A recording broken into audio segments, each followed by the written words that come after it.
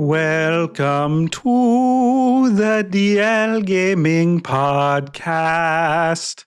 We're adding games both new and old to your backlog, one slightly inappropriate episode at a time. My name is Christian, and guys, I'm not dead. I'm still stranding. You thought you got rid of me. I haven't been on the show for a couple weeks. I'm still here. Hello. Joining me today is Taylor. I'm kind of lost. I just randomly ended up on this podcast somehow. And Bobby. And this week I've been diving into hell and back. Oh, he's so serious, folks. An angel of Lucifer himself. He's got the devil horns. You really have to see it to believe it. Okay, so this week we're going to talk about Helldivers 2, Lost in Random, The Eternal Die, as Taylor told me, corrected me. You have to put the subtitle in, apparently, these days. You get confused. And Death Stranding. But first, Taylor, what's new? I finally, this past weekend got to play my Hobbit board game that came from actual Hobbiton. I've had it sealed, waiting for someone to play it with me, and my friend finally came over so we could play it, and it was a lot of fun. How long was it sealed for, just out of curiosity? About 2.5, 3 months. Oh, okay. Of waiting. I have a game sealed here that's like 4 years old. At this point, I'm like, I don't know if this is ever, like, we got to donate this. This got to get out of the house. Your daughter will cool. graduate school before you play that game. Yeah, exactly. Yeah. Oh, man. But the other thing that caught my attention just in the general gaming news was that Steam was forced to delist a bunch of adult games by their payment processor, like Visa and MasterCard. Right. Some group called Collective Shout. They're from Australia. They seem to be a little radical. I guess they petitioned the payment processors to force Steam to delist these games, or lose the ability to process payments. Nice. I don't know. Should we do a collective shout right now? 3, 2, 1. Okay. A little late on that one. Well, do you remember any of the games any of the titles that they delisted other than GTA 5 or tried to get delisted? Well, they tried to get GTA 5 delisted when it came out, or not released when it came out. But some of the titles, I don't know off the top of my head. They're all those, Sex Dungeon 2. Yeah, and I guess the focus is primarily ones that deal with non-consensual sexual acts, as well as ones that hint at incest. Nice. So maybe not the worst things, to be getting pulled off Steam, but it's the precedent being set that Visa can now determine what games I can buy. Right. No more incest or fourscore or whatever they call it, however they get away with it on Steam. Okay. Well, I don't know if that affects me, but if you're out there and you're finding yourself wanting, I don't know what to tell you. Sorry. Bobby, do you have anything that's new? I'm looking. I do. Somebody deleted my notes from the show notes, but I do have something that's new this week. So if you've been listening the last couple of weeks, it's just been a rough adventure with my computer and some hardware and stuff, and that continued this week. But I've had some wins. So I finally got a motherboard that worked. I have been trying to put my NAS, my network attached storage, in my rack, and I went through 2 motherboards, both of them bad, and it's hard to find a DDR4 motherboard or a motherboard that supports DDR4 memory these days. They just aren't making them anymore, so they're expensive and there's not very many of them. And 2 different vendors sent me 2 bad ones. One of them showed up and it was like a boomerang. It was bent so bad, so that got thrown right back at them. I was like, nope. As soon as I came out of the box and I opened it, I was like, yep, that's going back. I like how you worked that boomerang thing in too. Yeah, I didn't miss it. For the Australians down under, don't ban me. But so that was not great. But finally I decided, like, I guess I'm upgrading to a DDR5 motherboard, and let's just hope this works in my NAS because I would hate to have to redo a bunch of stuff. And it did. It was fantastic. I put it in, and TrueNAS and ZFS is just amazing. I just put it in, everything. It immediately recognized my RAID 5, my RAID 1, and it was just like, boom, everything's all there. I had to do a little networking, fix that up, no problem. But for the most part, once I finally had a working motherboard, it was good. Did you have to replace the RAM to upgrade to DDR5? Yeah, I had to get new RAM. So I ended up spending $100 more than I wanted to, but it's probably just best to do it anyway. Man, the price jump between 64 gigs of RAM and 96 or 128 is huge. So 64 gigs you can get for $150 right now, DDR5, like 5600 megahertz. Not bad, like really good. But you go up to 128, $550. It's a steep jump, man, because I really wanted to. I run a lot of virtual machines and I do a lot of stuff with this, so it would have been nice to get that extra RAM, but not in the cards this time around. But the other thing that I did is I finally got my surround sound set up on my home theater PC. And I set up Dolby Access on Windows, which you have to get through the Microsoft Store, which is kind of a pain. But I'm telling you what, man, I set that up. And then I watched like the first minute of Mad Max Fury Road, you know, that part where he's just standing with his car and he eats that lizard and he's hearing the voices coming from all directions. And it sounded really good. And then I started up, I was like, how does this sound like in a game? So I started up Stray, you know, the game where you play as the cat that wanders around. Yeah. Yeah, I started that up, and like I could hear things from different angles. Like it worked. Oh my God, you were the cat, dude. You were the cat. It was crazy. So I'm glad I got that working, man. It's just nice when things work. Yeah. So yeah, things are going a lot better here in the at home. Work is another story right now, but at least at home things are better. Nice. We'll get to that. Not a lot never. to ask just for things to work, is it? Yeah. And, you know, when I was younger, I was always like, you know, I want to spend a bunch of money on the newest, latest stuff and let's try to overclock this. And now I'm just like, let's not create any problems at all, you know? Let's not rock the boat. Yeah, exactly. It's all about stability now. You say that stability, but I think you're like trying to bring down the government, dude. I don't know what you're doing. You're always so cryptic about it. You're like, I'm doing a bunch of stuff. I'm running these virtual machines. Don't worry about specific. it. It's like Exactly.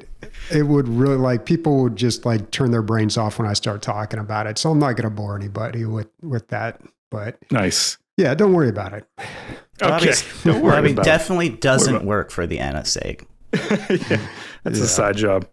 Okay. So you may have noticed the show was a little bit different recently. And when we were kind of thinking about, you know, how we want to present this thing going forward, we said, okay, in this what's new section, it's video game related or it's nothing. So I'm going to try my hardest to make this video game related. And I think because I had the thought as it was happening to me live, I think it could work. Anyway, so let me explain. I've been gone for a couple weeks out camping in kind of the middle of Saskatchewan for Americans, or as I like to call them, the geographically challenged. That's like in the middle of Canada. Now, the middle of Canada is like that country above you that you don't think about. And my family roots originate from this town called LaVenture. So me and my dad hopped in the car because we're camping in the middle of Saskatchewan, and this town of LaVenture is only 2.5 hours away. So we're like, hey, let's check it out. You know, we heard it's abandoned. We heard maybe some relatives still live in the area. We don't really know what to expect or what to think. So we're driving over, and it's like a video game quest moment. It's a LaVenture adventure, if you will. So before we get to the town of LaVenture, there's this town maybe an hour away called Spiritwood. And the old church of LaVenture in the 1940s, when this town was being like decommissioned, basically, they decided to move the church to Spiritwood. So we decided to start at the church, you know, as you would in a video game. So I'm walking around the church and these two older ladies are outside and I'm thinking, hey, maybe these girls know, you know, what word is on the street. So I ask, hey, do you know if that church was moved from LaVenture? And one of them says, yeah, I think it was. You know, I actually run the museum here in town. And if you're interested in learning more about LaVenture, I have like some local history books I can pull out. And we have the original cabinet from the corner store in LaVenture that was made in like the early 1900s or whatever. So I was like, that would be awesome. She's like, meet me there at 1:30. But before you do, go to the pizza place and go to the Spiritwood Library and see what you can learn there. That was like in 45 minutes or whatever. Because apparently the guy who owned this pizza place is still friends with some LaVentures in the area, known to everyone, of course. So my dad goes to the pizza place, talks to this guy named Renee, and I go to the library, see what I can find on these local history books that they've only printed like tens of. And so we're flipping around, and I learn what I can. I head over to the pizza shop. My dad is in this deep conversation with Renee. They have Google Maps open, and Renee is spotting where the different LaVentures live on Google Maps. He's like, I think Morris lives here, and this other guy lives over here. And oh, you'll want to talk to Morris the most because he's just the most talkative guy you've ever met. And so we're like, okay, this is weird. We head over to the museum. She unlocks the museum for us. And then she tells us the location of the old church that was moved, which she said still has like a basement. And apparently there's some lions. Like they left some materials there at this site. And it's a fairly big church, but it's just on some guy's random land. So just like in a video game, we head out to the church, not sure what to expect. And we walk like halfway through this canola field. We come upon this kind of overgrown basement of this church. It's probably like, I don't know, like a quarter football field wide and long. It's a huge area. We're like, wow, this church was massive. The church in Spiritwood is massive too, but it's difficult to imagine the total footprint because there was like a parking lot and there was a plaza and there was just other things that are now overgrown by this canola field. Anyway, so we hop down, we find this old milling machine, we find the old boiler room. We're like, wow, our ancestors built this place, or at least some of them.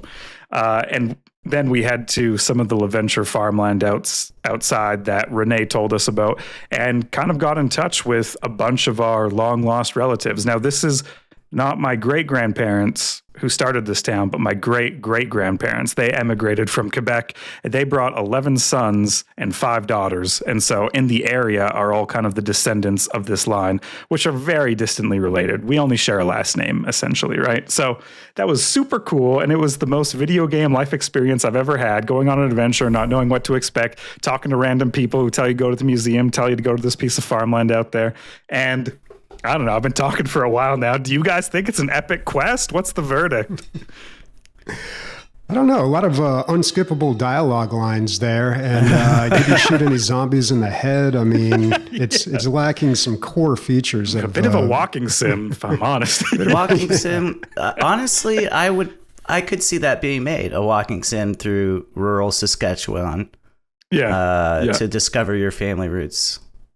I thought it would be a good horror movie because I'm like, damn, we show up at Morris's and he just shoots us in the head with a shotgun. I mean, I don't know what's going to happen. Do they have strong accents out in rural Saskatchewan? They do have an accent. I wouldn't say it's strong, but the area that we were in had a lot of French ancestry. So everyone had a pretty thick Western Canadian French accent, which is like a bastardization of a Quebec accent, which in itself is a bit strange. So I would say that adds to the video gaminess of it. Yeah. Anyways, fun little sidebar. Hopefully it relates to being a video game. Don't shoot me, Taylor and Bobby. I tried to make it happen. Now we're moving on to, guys, we have bumpers now. Here's what they sound like. What did you play? So, Bobby, you went down to hell, and what did you find there? Oh, boy. I found a co-op experience that was okay. I'm not going to oversell it. I played Helldivers 2 this week. I've actually been playing this for the last couple of weeks. I picked it up during the Steam summer sale. It was the one game that I wanted to pick up during the sale, and I kind of waffled on it because it was still like $32, and I was like, am I really going to play it? And I thought, whatever, man. And so I picked it up. It's a third-person co-op, first-person shooter. You group up, you go on a mission, you get loot, you upgrade, and then you go on a harder mission. That's basically the cycle, like a lot of these co-op games, or these like 4-player co-op games out there. And it's a third-person co-op first-person shooter? It's a third person. It's over the shoulder third person. Oh my God. FPS. Yeah, that is confusing. A third person FPS. Yeah. So I don't know. A third person. I'm not trying to be pedantic. I just heard it person. Be pedantic and be right, Taylor, because it's very confusing. What if you're a listener of the show, Bobby? What would you think? Yeah, we have to be very specific here. Okay. All right.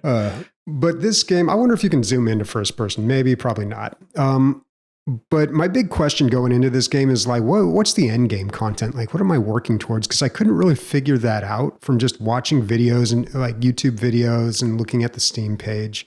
And still, after playing it for a while, I don't think there really is an end game. I ran into a lot of people playing this game that were just farming currency. And as far as I could tell, they were just using that to get like higher level upgrades. And you use those higher level upgrades to just play harder missions. So it kind of seems like it's essentially the same thing, just the difficulty scales more and more, but the gameplay doesn't change that much. I mean, you can go on a mission. Taylor wants to get in here. He's opening his mouth. He's chomping at the bit. Are you aware of the meta game that goes on? No. Okay. So you're gonna get fucking learnt. I will answer your question for you. The end game revolves around, that global or like universal map where you go to pick which planet you fly to and pick which missions you go. Mm-hmm. So on that map, there's the enemy territories. There's the 3 different enemies. And you get these like major orders that pop up, and it says, you get rewards for killing X number of things or for doing whatever missions. And there's a guy at the development studio named Joel, and he is like the dungeon master for the universe. So like the end game is basically fighting against these enemies on the grand scale and like fighting against Joel, the game master. So on the one hand, that doesn't actually impact the actual gameplay of the game. You're right. Mm-hmm. You keep just getting loot and stuff and doing harder missions, but the community needs to like coalesce and decide which worlds they're going to focus on to liberate in order to fight against what Joel is doing. And so that's kind of what the end game is. Okay. Yeah, when I play the game, I just do quick play and I jump into whatever's available. And he doesn't give a fuck. I do see that map. And then when I complete a mission, it's like, this area has been reclaimed like 0.000015% more because you completed that mission. I'm like, cool. All right. But I have noticed that when I just join these games, it tends to be like recently it's been the robot missions. Every time I join a random game, everybody's doing the robot mission. So it does seem like everybody decides to do this or that depending on the week. But yeah, I haven't really paid much attention. I've seen that map and I have selected some missions, but I haven't paid too much attention to that. But what I've noticed is that like when I play with people, some of them may be 100 levels above me and they have access to different gear. Like they can call down a Jeep. They do not handle very well, those vehicles, by the way. They are rough to control. It is not like Halo, but they get other different types of equipment and they can share that equipment with me. So it's like I can kind of experience what's available later game and at the higher levels just by grouping up with random people too. So I don't know if this game is going to go the distance with me. I don't think it's going to be like a Deep Rock Galactic, unfortunately. I do enjoy it and I do like playing it, but I don't know where it's going. So it also has that problem that some co-op games have where I feel like it's not a true co-op experience. It's just, I always refer to this as the Borderlands problem. I don't know why I pick on Borderlands because other games do it too, but it's basically a co-op game where multiple people are doing the same things in generally the same way. And what that means is it's not role-based. So like you take Deep Rock Galactic, the scout has to shoot a flare to light up a room, which allows the engineer to see stuff on the wall, which they can platform. Then the scout can jump up or use the grappling hook to get to those platforms. So it's like, I have to do this in order for you to do that. But then you have like Borderlands, which is just like, well, just grab some shit and shoot people and we'll do it together, basically.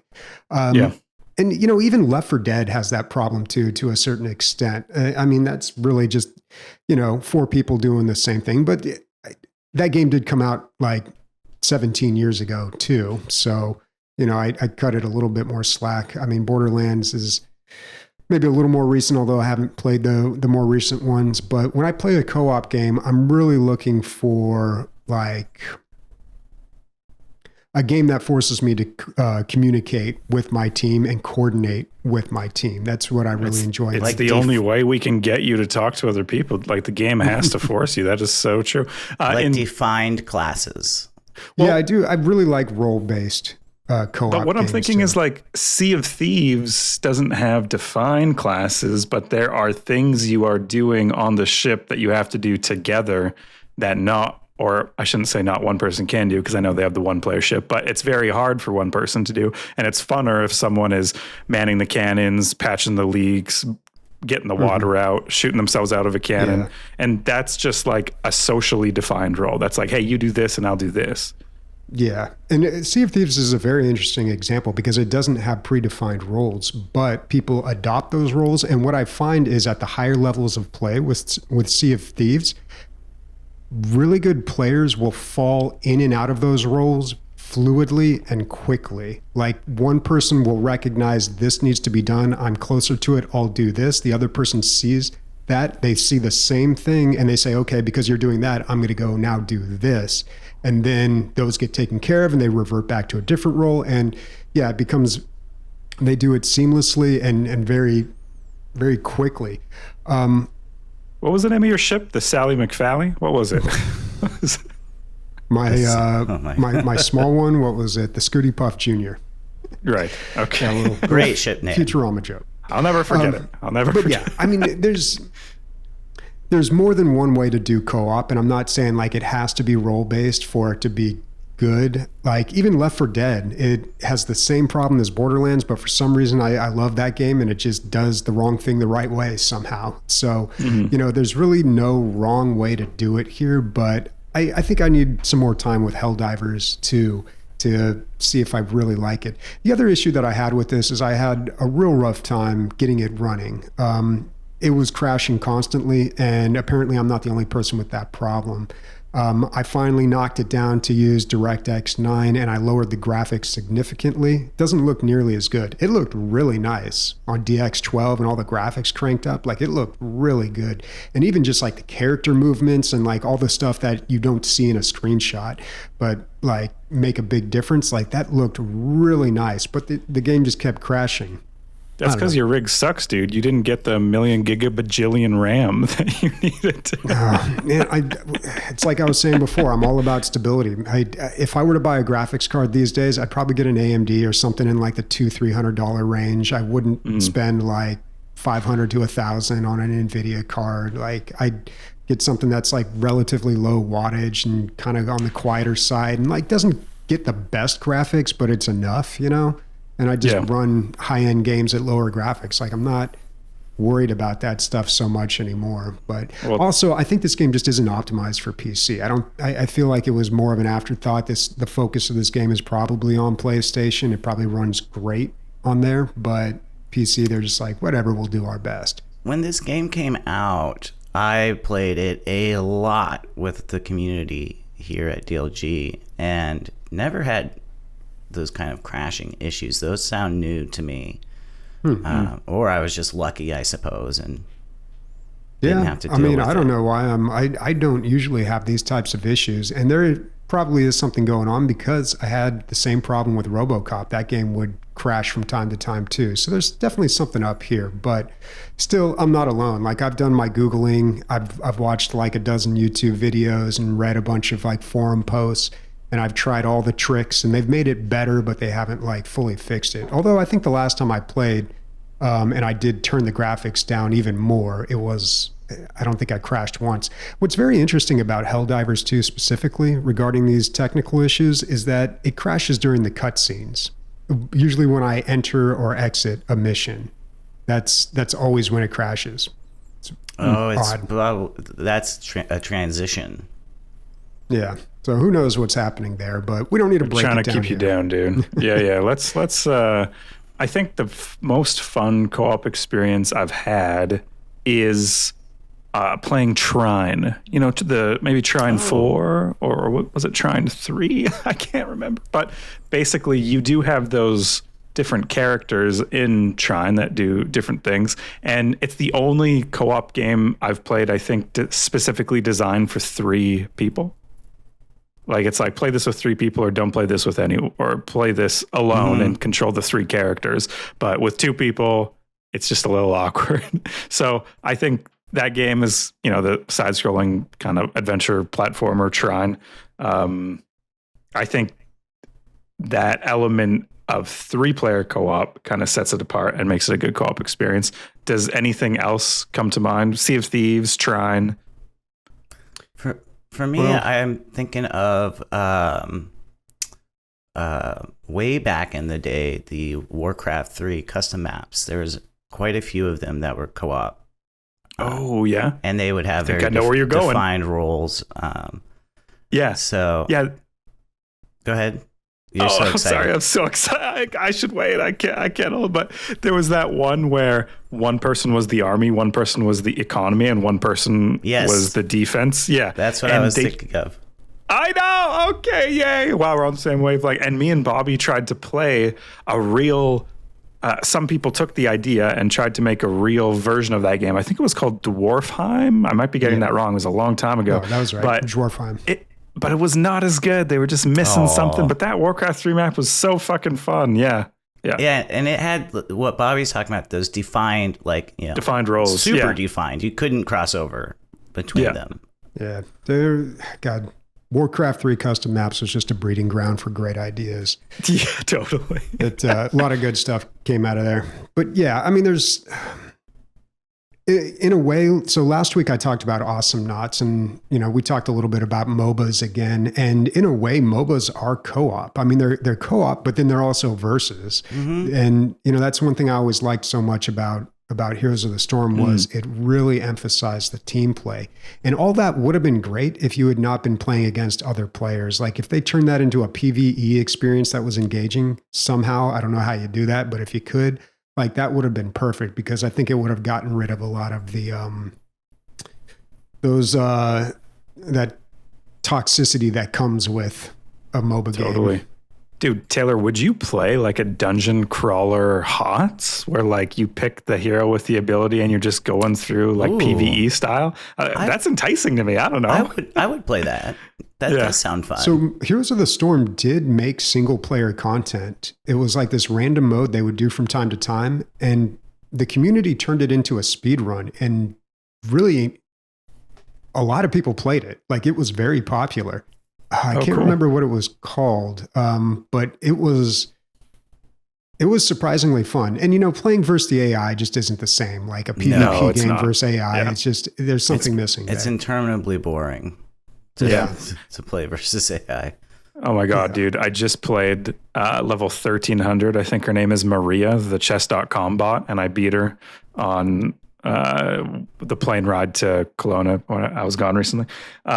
And I was like, oh, nice. I can play fucking chess. Yeah, I'm still rated like, I don't know, 550 or 6. Like just fucking dirt. So yeah, AI is nothing like real people, I guess is my point. No, unfortunately not. Okay, let's wrap this up, but we're not leaving what we've played. Taylor, the subtitle game. What's happening? Lost in Random, the Eternal Die. Thank you for calling out that goal. You need the subtitle because there is another game called Lost in Random. That is a totally separate game set in the same universe. This game is not a sequel. Okay. It is a spin-off in a different genre. I have not played the original Lost in Random, so I can't comment on it. But Lost in Random, the Eternal Die is a a rogue light, not like light We're specific on the show, Bobby. Yes. Pay attention. I'm just joking. And so, and it has all of the trappings that come with that. In this one, you play as someone named Queen Alexandra, and you have your cubic companion, Fortune, who is a 6-sided die. He is like he moves around on little arms and legs and makes funny noises. Like she'll talk to him and he goes like, I love that. It's set in this like the world of Random is the name of the like world that it's set in. And it's this kind of interesting, dark fantasy, Tim Burton-y, like, or like Double Fine games, like Psychonauts, that kind of like weird, slightly dark strangeness. Then you get the combat of it all, which is the main meat and potatoes of this game. You go from room to room, and you have your sword, and you have basically 3 ways of attacking. You can slash them with your sword. You can power attack, which is a spinning attack with your sword. You can get it at the start of each run. You get a card, which gives you some special attack that's randomly chosen based on the card you picked. And then there is the throw fortune, or your die friend. You can throw him at the enemy, and then depending on which side he lands on, determines some of the damage that he does, which is kind of a fun mechanic. It rolls on a 1, and he just is like, and then you actually have to go pick him back up after you throw him. What? He doesn't just fly back to you? He does not fly back to you. You have to go pick him up. God damn. There Fortune's are other... Go ahead. No, I was just going to make... I think he's a bit lazy, this Fortune guy, but I'll wait to judge. Yeah. But anyway, so, each room you defeat the monsters in it, and you get some kind of upgrade materials like pixie dust or like rust tokens. I don't know what they are. They're meaningless little coins, and those can be used to give yourself like those permanent upgrades when you die, so the next run you're a little stronger. So I've never played a game like this, like these hack and slash roguelites. Oh, not Hades, not any of the... No, I've never played Hades. I've never played any Cult of the others. Of the Lamb. Okay, cool. So I was coming into this one really hopeful that I'd like it and open up this whole new genre to me. And? I hated it. No! I did not like this game. Oh. And it's not that it's a bad game. I'm going to make sure to say that. I heard you say that, though. Before the show, you said, I'm not going to say it live on air, but this game... No, just joking. Oh, man. Calling me out. Only the patrons are supposed to hear that. Yeah. But part of it's I'm not good at it. I'm not very good at this game or this style of like fighting. I was struggling to clear the rooms. I died a lot. I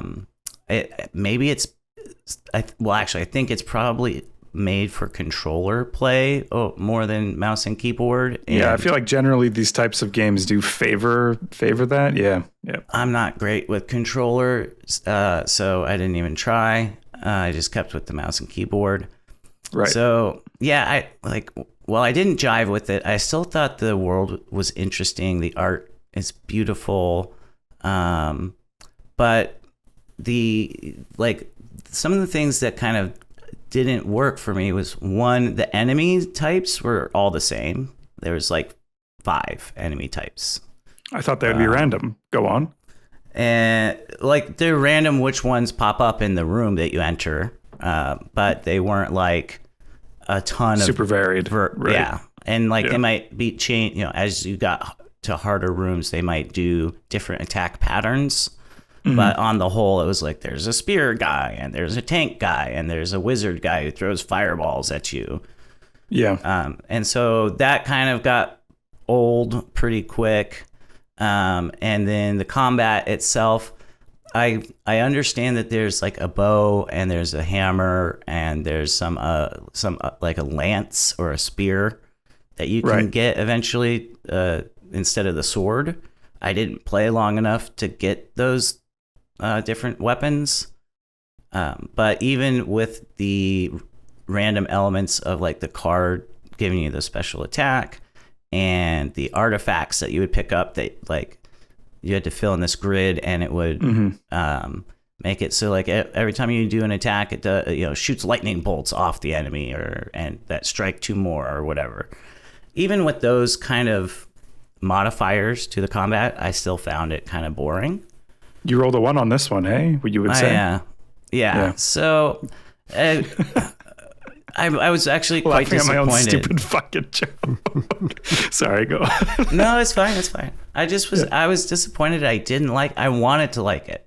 I really did. I can tell. And I want you to like it because I never played this game, never heard of Lost in Random, but Hades is so good. And some of the issues you're talking about, I feel like the onboarding in Hades, I feel like warms you up to the different enemy types and the randomness of the roguelike mechanics. Really satisfying because it's backdropped by this amazing story and like voice acting. And I don't know, just it has a lot of hooks that can get into you, even if this isn't your type of game, because Hades was my first one of these games. And I think it's got to be one of the best games ever made. I mean, hot take, right? But like these extra hooks that it has around the gameplay, I think they did that really well. So I would love for you, I would just want to see if you bounced off Hades in the same way. Maybe you just don't like these types of games. That's all good, but yeah. Well, that was going to be one of my questions to you guys was like, yeah, maybe other games in this genre like Hades, because Hades is the genre defining game, right? It's I think right now for sure. Yeah. At least until Hades 2 comes out, presumably. But did it already come out? It did in early access, but it's not fully out yet. Yeah. So I guess maybe that's my next game I should get is Hades and give it a shot because like I could see where I might like this game. Yeah. That like Lost in Random. I could see aspects where I was like, oh man, I wish the story was a little bit more going on, or like that I had more of a narrative reason to care, because like the start of the game, it just, you get sucked into this world and your Queen Alex character is talking to her die companion who doesn't actually use speech and just makes funny noises, which is great. But then this like monster appears and says, I've got you in my nightmare realm, ha ha ha ha, and he disappears. And then you're fighting, and so I just needed a reason to fight. Give me a reason to fight. You'll be playing Hades and then you'll discover like polycule love triangle with the gods, and you're like, whoa, what the heck? You have to like help solve their issue, and at the same time you have this like threat of your father always looming above and your relationship with him and the other people in the castle kind of tiptoeing around him, and you finding out all these stories, and you find out why you're really there. I don't even want to spoil it. Sorry if it has been spoiled for you. It's so good that just the narrative is so strong that at least it was on me. Bobby, did you bounce off of Hades? I forget if you ended up playing that one. I didn't enjoy it. It didn't really do it for me. So I think the narrative, I think you're right about that. A lot of people really responded to the story in Hades. That kind of stuff is lost on me. But I think you're going to run into a similar issue with the controls, because when I played Hades, I was doing keyboard and mouse, and I found it very difficult. And I think it was really designed for a controller or a Steam Deck. Right. Yeah.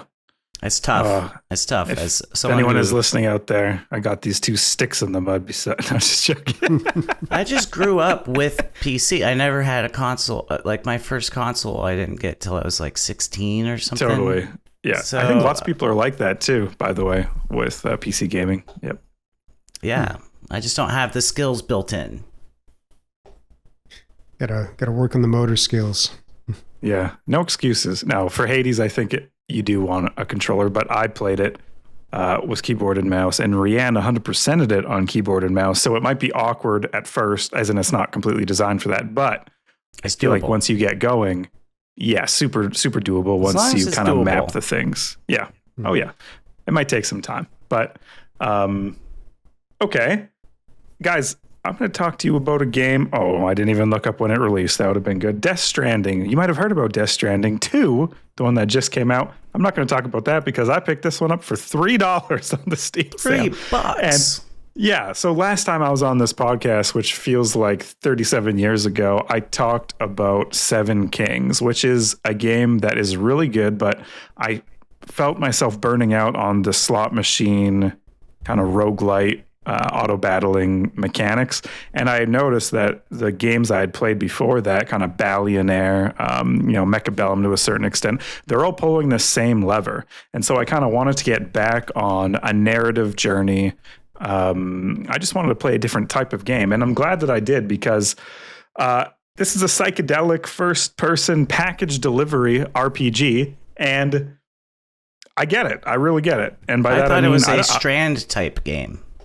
Strand? The first Strand-type game. I think they are calling that now. The Strand types, yeah.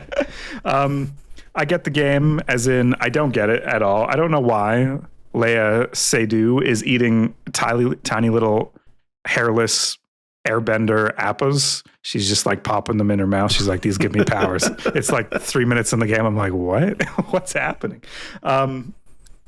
The narrative is super weird. I've never played a Kojima game before, and yet I was pulled into the game. It creates a universe and it takes that universe seriously, even though that universe is quite ridiculous.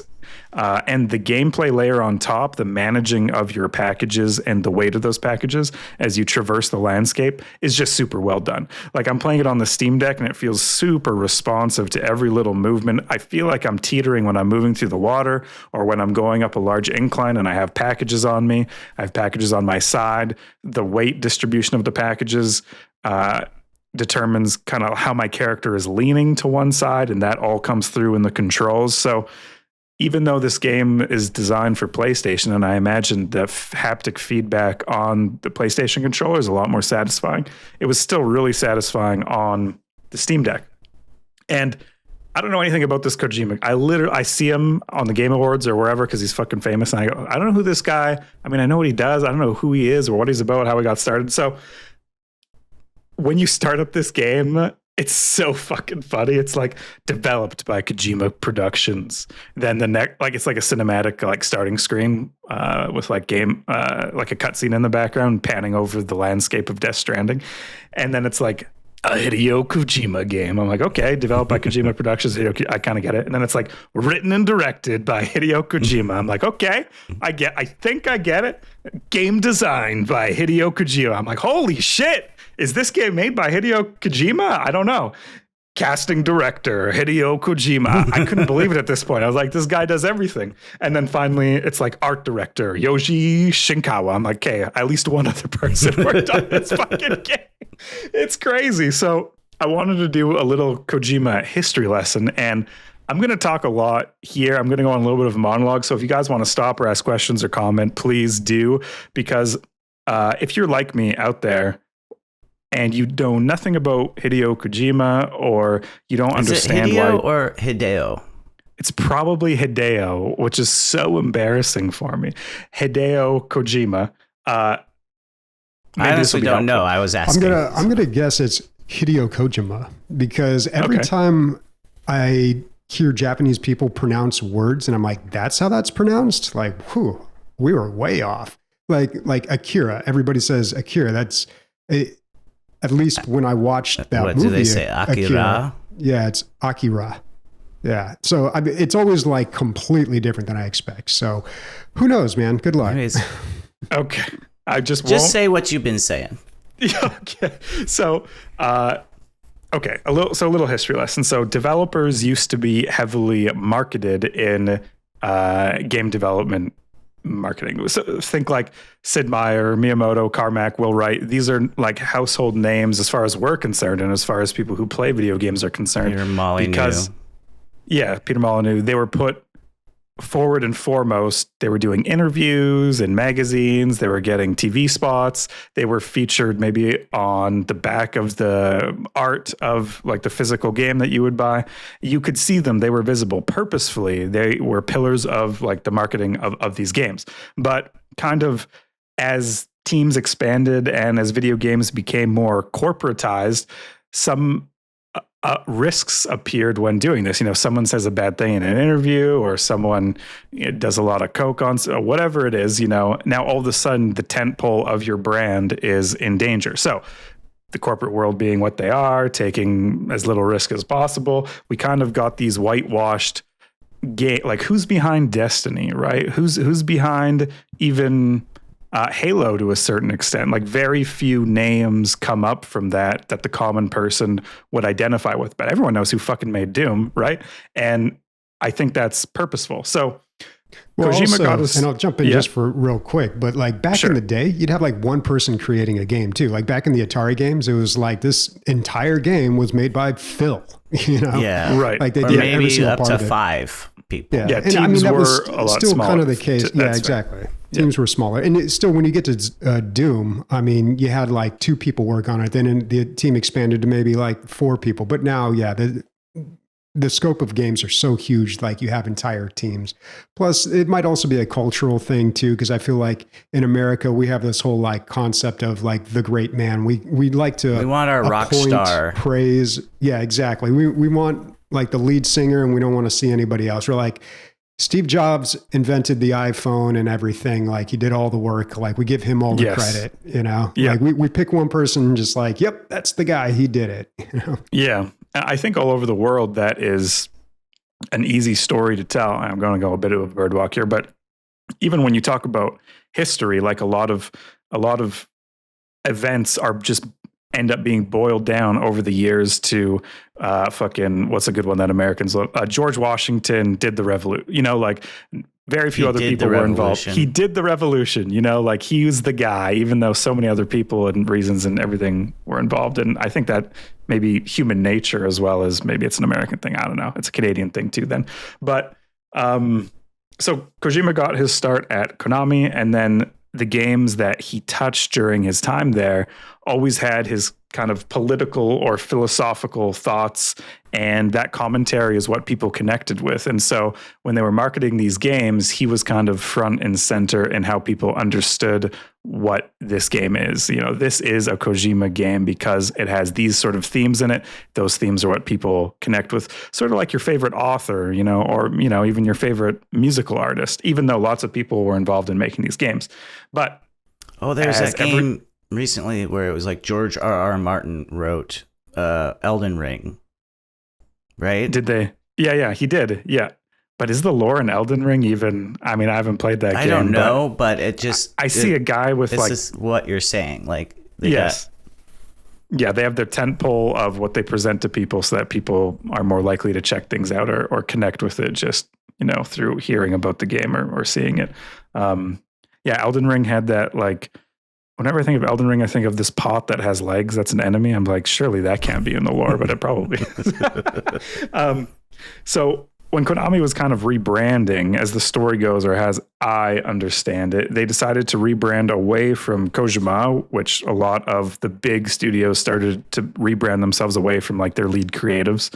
But they removed him from a bunch of websites, like his name and face and everything about him, all the marketing materials, and even in some of the official art of his previous games, they went back and redid it, and they removed his name and his face from it. So completely kind of washed him away from the game. And I think that propelled him from being just someone that maybe enthusiasts knew about or people who played these games knew about to someone that kind of everyone started to know about, because now this guy isn't just a creative. He's a creative who's been crushed by the system, Underdog. Which is, a story that even more of us connect with, right? Or that we want to connect with. So Kojima founded his own studio, Kojima Productions, with a bunch of devs from Konami, said, you know what, I'm going to do my own thing and I'm going to call it what I'm going to call it.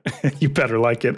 And so Death Stranding is released. And that is why when I start Death Stranding, I see really enforced, this is a Kojima game, like almost to a laughable extent. I'm like, oh my God, I think this guy made this game. I think I can safely say he did. So this is the most cinematic game I've ever played, and kind of like right what I was talking about in the opening credit crawl.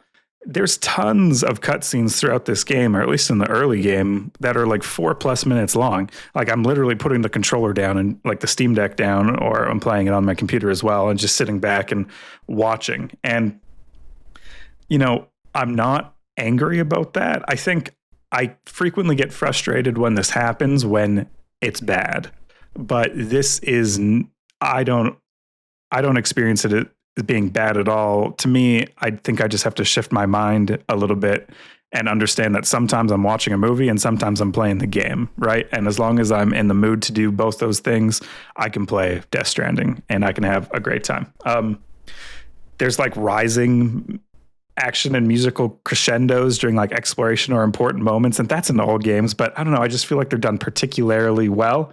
I looked it up because I was like, how much of this game is cutscenes? Apparently 15.75, guys. That is, I think that's on the low end for him, actually. Really? Oh my! So he's known for making games with a lot of cutscenes. Some of the Metal Gear series has tons and like 25%. Like 10 minutes?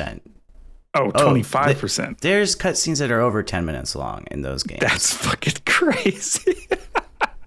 Yeah, so I know nothing about any of this, and going in, I was kind of shocked, but I was open to it. I was open to having this new experience. And I just want to end this by saying I peed in Death Stranding, which grew a little mushroom. And then I guess people in other games can see that pee spot and they can give it a like in their Death Stranding games. You can like it. Yeah, it's like this interesting mechanic where the structures and the things that you build can show up in other people's games, and they can give it a like if it helps them. I think they can even leave a review. So, I mean, that's my experience. There's a ton more about Death Stranding, but I didn't want to really get into the nitty gritty. I kind of just want to talk about the things that stood out and were fun for me. And cinematic games, I already know what Bobby's going to say, but he should open his mouth and pipe up anyways. But Taylor, what's the most cinematic game you've ever played? I mean, I guess probably a Metal Gear. Well, you know, I actually haven't played the Metal Gear games. I've just learned about them. Okay. Because they were all on PlayStation. Never had one.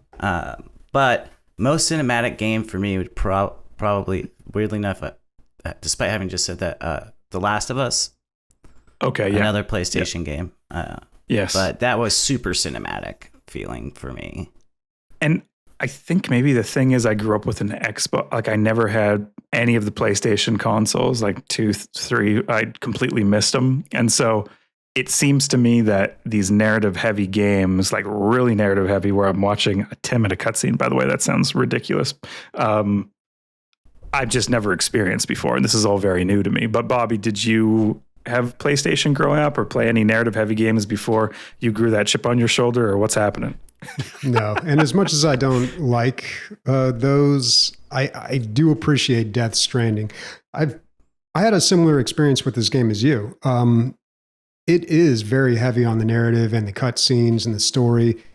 And you play 4 hours of this game and you're really just beginning. Like that's kind of its introductory, is like the first 4 hours. And that can sound really bad, but when you play the game, you can tell like they've really put a lot of effort into making the game cinematic. Mm-hmm. And it actually does play out like a movie, and it actually is pretty engaging. I mean, for what it was, like I really enjoyed that part of it, and I thought they did it very well. I still it's not like my favorite thing in the world, but you know, a big problem that I have with a lot of these cinematics in games is just the plain fact that they just don't look very good. They look like a video game. Like you wouldn't watch a movie if it looked like a video game. Like you just wouldn't, like with the stiff animations and stuff. Like you'd just be like, dude, what is this? Like, no, it's like that. And then just like the voice acting, and then everything's very expositional and stuff. But like you look at this, you look at Death Stranding, and it's like, it's almost like they took a movie and tried to like add game elements to it. Like it is very movie forward in a lot of ways. So, I mean, I do kind of respect that, but at the same time, it is an incredibly long game. And, you know, you didn't touch too much on the mechanics of the game, like just a little bit. And I think that's all you really need to, but you are right in that, like, even just they turn something as simple as like balancing a backpack on your back and walking over a puzzle or a puddle into a really engaging experience. Totally. Like, yeah. And that's impressive. So I don't know, like Death Stranding is not my type of game, but I can appreciate it. And I can appreciate like Hideo Kojima's like vision with this, and like that it's a game that has a vision, and it's not just like, let's just see how much money we can make. Like he was just like, no, this is what I want to make. And like, that's like, even if I don't like it, like those are the games that I want to see and play. He reminds me of an auteur director, like what you'd call an auteur director in the filmmaking world, where they have their vision and they stick to that. You know, they're not just someone who makes whatever movies, like Paul Thomas Anderson or someone like that. But Kojima has always said he's a huge movie buff and a big fan of movies. And I've read, you know, like people are surprised he hasn't made a movie yet. And so I think he draws on those cinematic influences when he does these long narrative cutscenes. And you know, I haven't played Death Stranding, but from the way you guys are describing it, it sounds like, you know, he's using that knowledge and that appreciation of film to make these engaging and feel like more like a movie would, rather than like Bobby saying like a video game where you're watching a boring cutscene that you're just like, oh, well, okay, when is this over? They could have given me this exposition and voiceover, like. Yeah, and he employs a lot of like actors and writers when he creates these video games too. So that's a lot of it as well. Like I think Guillermo del Toro was involved in this. You mentioned Léa Seydoux, and there was even, I think like Conan O'Brien even has like a cameo in this game, if I remember correctly, or maybe that's another game I'm thinking of. But yeah, like everybody's in this game. And the thing about the auteur theory, so like, yeah, that's definitely true. Like it's, those are typically people with a vision, but I feel like the part of that everybody always ignores is like an auteur really only exists when when someone has managed to be able to wrestle away enough creative control from the people who are providing the money. Yeah, they for need a project. blank check. They need a blank check first. Yeah, and oftentimes you have to earn that just by building kind of a status or build on that with or have a bunch of successes in the past so that people trust you when they give you all this money to make your vision. Because, you know, a lot of people, you give them like a blank check to make something, it's going to be pretty bad because it's just, you know. Don't talk about David Lynch's Dune like that. Why did you say that? There are a few that kind of come out the gate that way, though. Like they make... Like their first movie just does incredibly well, and for whatever reason, their connections get them. Or like the Wachowskis, they did one film and then The Matrix, and then they were like, now they have infinite blank checks to make whatever crazy movies they want. Yeah. I got this isn't a movie lot podcast. Of this. Though. I got a lot. Between you two, I feel like it might be better if it was, but I'm so ignorant on anything to do with movies.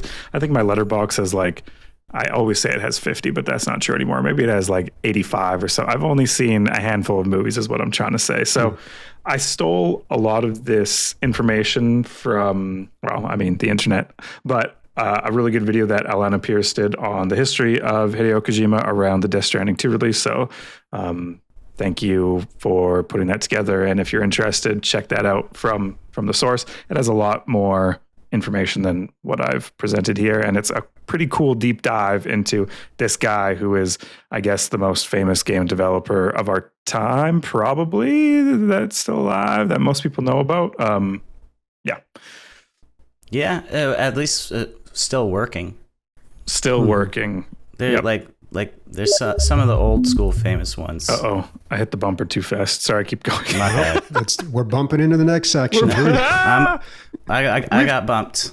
We've tumbled through a portal. So what do you want it's to the play? wrap it up sign. Yeah. I got played off like I'm at the Oscars. Please wrap it up. Yeah, or the Video Game Awards. Taylor, what are you playing? What do you want to play? I want to play What Remains of Edith Finch this Holy week. shit! It's just a heavy title, but please keep going. Sorry. It's a strange series of tales about a woman's family set in Washington State. I got that from the Steam description. I've heard about this game. I've heard it's great. I've heard it's one of those that everyone, like, if you like these narrative games, you should play this one. And it's set in Washington State, which is where I'm from, and you never see games set there. So I'm going to play it because I'm a homer and I want to check it out. I'm hoping that this game will give me that whole gamut of emotions. I want it to make me smile, make me upset, make me cry. Like, if I cry, then mission accomplished with this game. Nice. If you cry, take a selfie. I want to see. Sorry, selfishly. I think I've heard that this game is not only a game to play if you like narrative games, but just a game to play if you like games. Like, if you're interested in the history of games and like really standout titles, it's like, this is one of the ones that people usually recommend. It also feels like just a great counterpoint to this week's game of the roguelite, which is a repetitive yes. game. Dude, is every gamer, or at least are me and Taylor, on the same cycle? We're like, roguelite, make burnout on roguelite, narrative heavy, back to roguelite. Yeah. All right, that's cool, dude. Bobby, what are you playing? So this week I want to play a little game called Stray. This game has been out for a while. I think 2022 it was released. It's a 3D adventure game where you play as a cat who's making its way home in a cyberpunk setting. I'm a little late to the party on this one. This game's been out for years, overwhelmingly positive reviews on Steam. Like, everybody knows that it's good. I'm just getting around to it now because it was on sale and I thought, why not? I think, you know what I remember about this game is that even when I hadn't played it, I think it was probably the most successful game at leveraging cat appeal. Like, there's something just about cats, especially on the internet, that people just love. They click on all the pictures, watch the YouTube videos, and people try to use this in video games too. They'll just make any old game and they'll put a cute cat in it and people like buy it up. But the game it's not very good. It's just like, it's a cute cat and that's why you bought it and it was on sale for $1.50 or whatever. But this game, however, like, when it came out, people were like, wow, okay, it's got a cat in it, but it's actually a really good game as well. And I think it is kind of a walking sim adventure game, a little like What Remains of Edith Finch. But I don't know. I feel like this will be a fun one to play with my girlfriend. We started it up just like the first little bit. I was testing out my sound system like I was talking about earlier. And it is a single player experience, so we're going to have to pass the controller back and forth or watch each other play. But I noticed in the menus, there is an option to disable cat deaths. So if you are extra sensitive to that, which I got a feeling my girlfriend might be, I think it's going to be a bit of an emotional experience playing this game. You can turn that feature off because who wants to see a cat get mangled over and over again? That's kind of sad. Oh yeah, it's especially depending on how mangled the death is. I'm thinking of I'm like imagining like the most gruesome fucking thing. Yeah, exactly. Like that remake of Tomb Raider. Remember where it just like had these over the top kill scenes every time you died? Like, that's what I'm thinking of. I'm just like, oh god, I can't see that over and over again. Especially if you're bad at the game.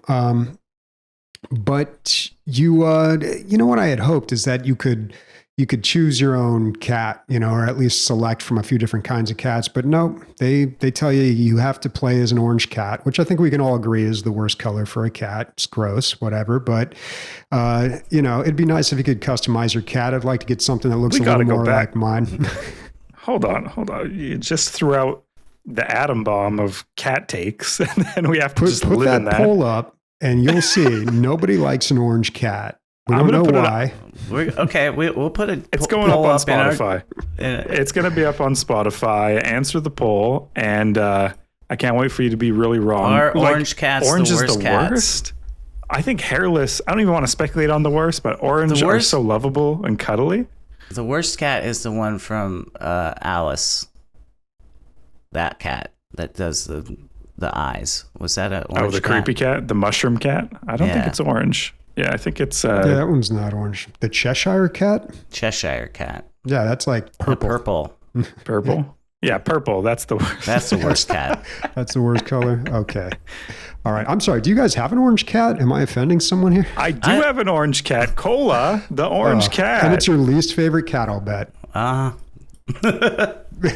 That's I haven't thought about it in those terms. Okay. I haven't thought about it in those terms. I just haven't until now.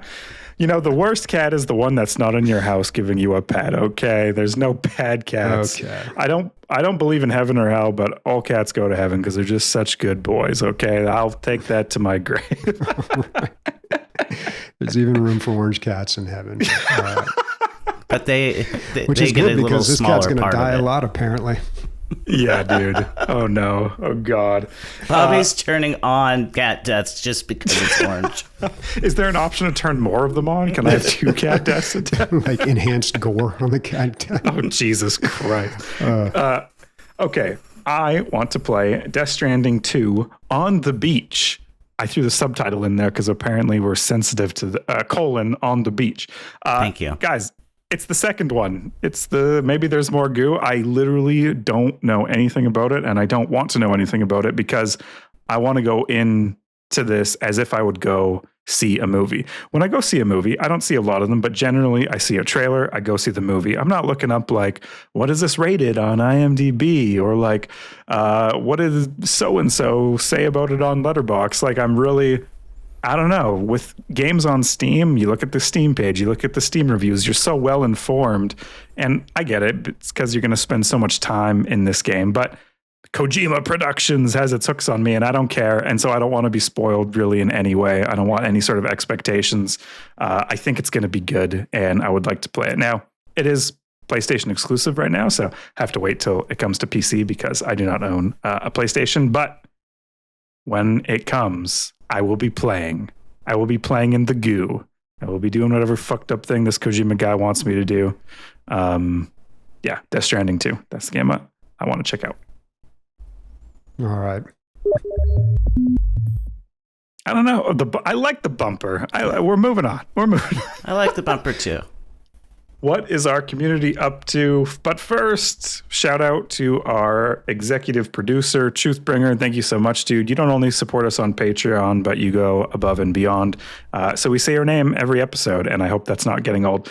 Thank you to all our patrons. Obviously, thank you for giving us money every month. It means a lot.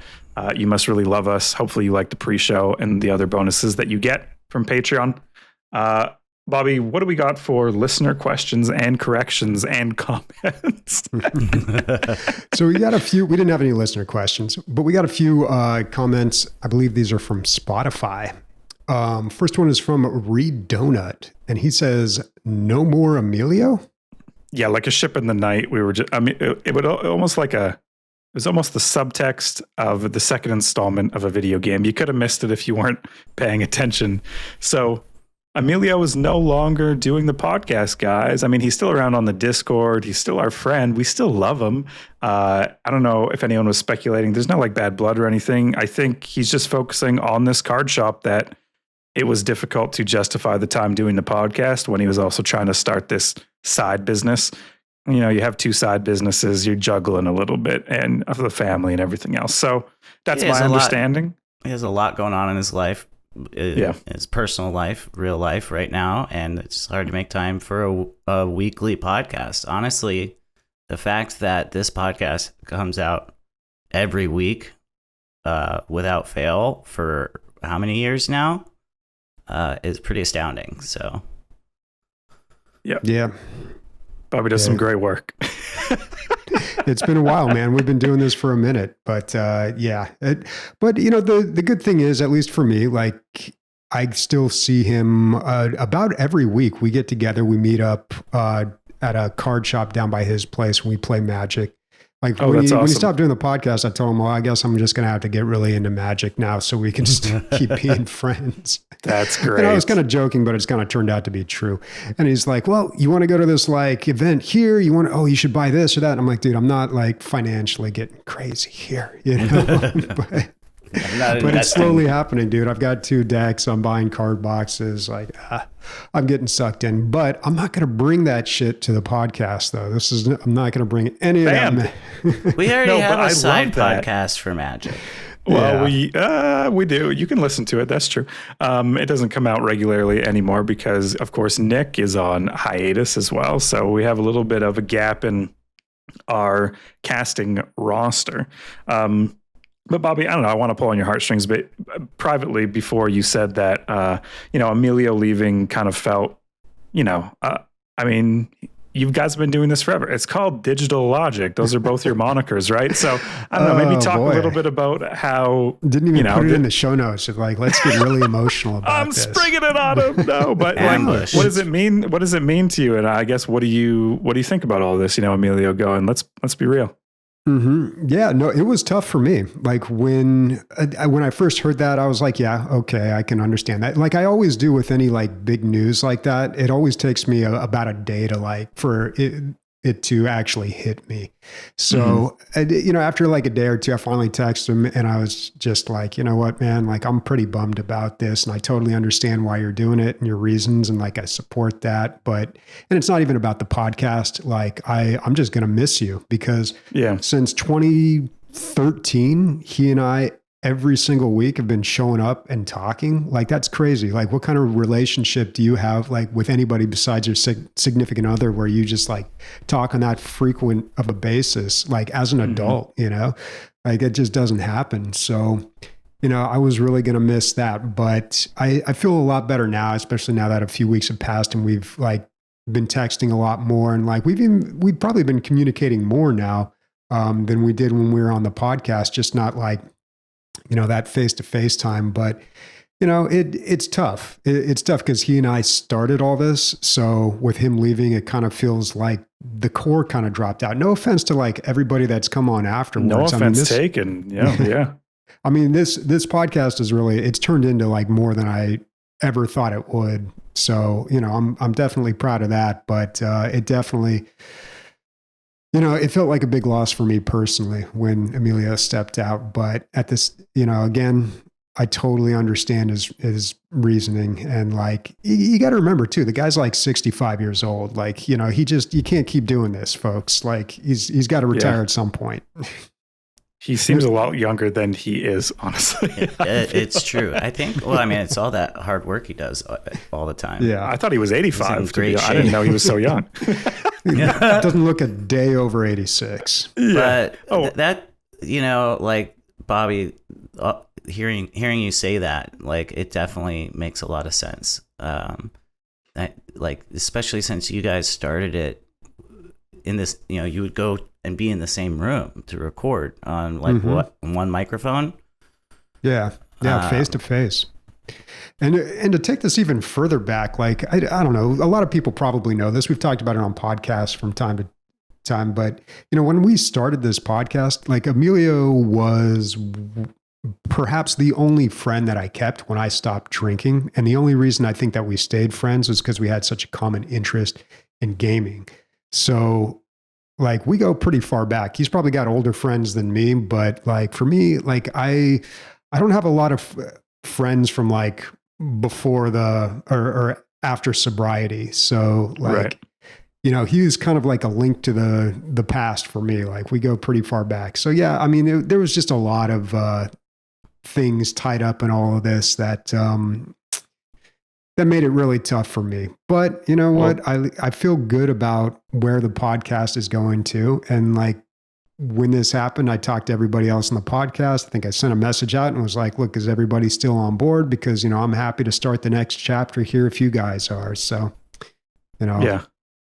Dude, powerful. And don't think I didn't see the link to the video game reference in the video game podcast talking about your friend who you met through your interest in video, or who you maintained a friendship with through your interest in video game. It wasn't lost on me. Link to the past. That's a Zelda game.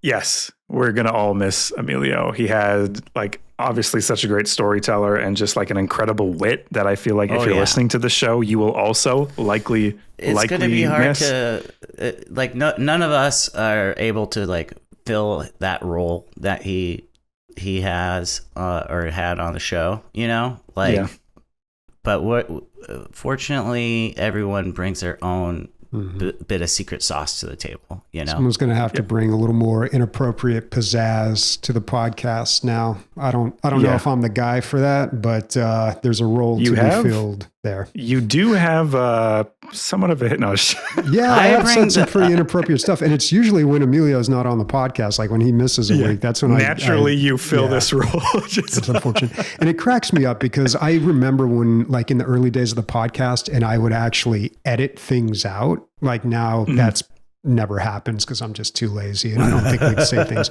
But I remember. Oh my God. I'm just trying to like remember some of the things I cut out that he said where I was like, well, we can't say that, but now it just seems so benign. Like there was some video game where you're like on African safari or something. I don't know. I'm going to butcher it, so I won't even mention it, but I'll dig around and I'll see if I can find some stuff. There's some the redacted Emilio clips finally being posted. That would be great. That's awesome, dude. I like to think, Taylor, that this is like 4D chess that Emilio is playing with Bobby. He's like, okay, so to actually have a better friendship, I have to leave the podcast so we can meet up once a week face to face to play Magic. Yeah. This is just his long con to get you into Magic. This is the long con. The long con to get me into Magic finally. Okay, I'm going to hit the clapping button on our soundboard. It claps out for Emilio. Pour one out. We'll miss him. Kind of ended a little sudden there. But if you do still want to occasionally hear from Emilio, join the Discord. Go to our website, dlgaming.net. Join our Discord. He still posts in there. Yeah, just say something about Magic and he'll just appear. Appear, dude. Yeah, it's crazy. Magic is the magic word. He'll be behind you. Okay, next listener comment. Yeah, this is from a bunch of numbers. Not even going to read that. It's just like a phone number. 1-225-965-009. Thank you, Taylor. Going above and beyond. And this person says, LOL at Bobby getting slimed. That's a reference to Christian's thumbnail. You can check out our YouTube videos for that. This person also says, Amanda and Dune Awakening should just get married already. Happy to have Taylor back. Love that he is passing classics like Sid Meier's Pirates on to the next generation. Aww. You're doing the Lord's work, dude. You are... certain people in our society fulfill the role of educator, and now you have stepped into that role with teaching your nephew. How old is he? 13? 13? He turned 14 on that trip. Oh, happy birthday. Great. Wow. Yes, thank you so much. 1-225-965-009. It means a lot. He won't forget that number ever, by the way. All right, Taylor, plugging us. Yeah, so there is a game night this week. If when you hear this episode, it'll be Friday this week, the 25th, with Christian. And I just want to go ahead and ask our listeners, if you could, leave us a review somewhere. Spotify, Apple, I don't know, wherever you listen to your podcasts, YouTube, doesn't matter. And just so you know, we do read them. Like those, since we didn't have listener questions this week, both of those things that we just talked about were from comments people left and reviews that people left. So we look at all of those things. So please go ahead and do that. It helps us out too. So it does. Yes. It helps us out with the show, and we love to hear messages. I mean, the messages, I think, keep me going more than maybe they should, but if you have thoughts, leave them, good or bad. You know, we're here to hear it. I just want to sneak one thing in, because I remember when I was camping, I didn't have any service, but a message that popped up when I connected to someone's Starlink was my cousin Clark, and he said, I can't find your number in my phone, but I was reminded of something I wanted to tell you. I've really been struggling with insomnia lately, and I've been listening to, get this, DL Gaming when I really can't sleep. It's much more comforting to listen to someone I actually know when I feel alone at 3 a.m., but also it's a very good podcast. Y'all are funny. So, haha, if you're listening to this late at night at 3 a.m., what are you doing? Go to bed. Shh. Go to bed. Go to bed. Go to bed. Hey, go to bed. Go to bed. And also, that was such a lovely comment to read and to think about and discover. So, yeah, thank you for sharing that, Clark. My name. Oh, wait, hold on. We're moving on.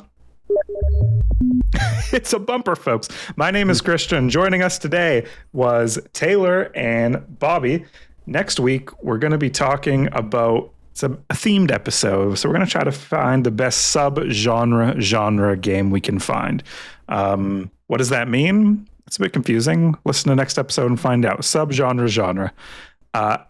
Outro music that is playing us out is the Tyrannic Battle music from Homeworld. Goodbye, everyone.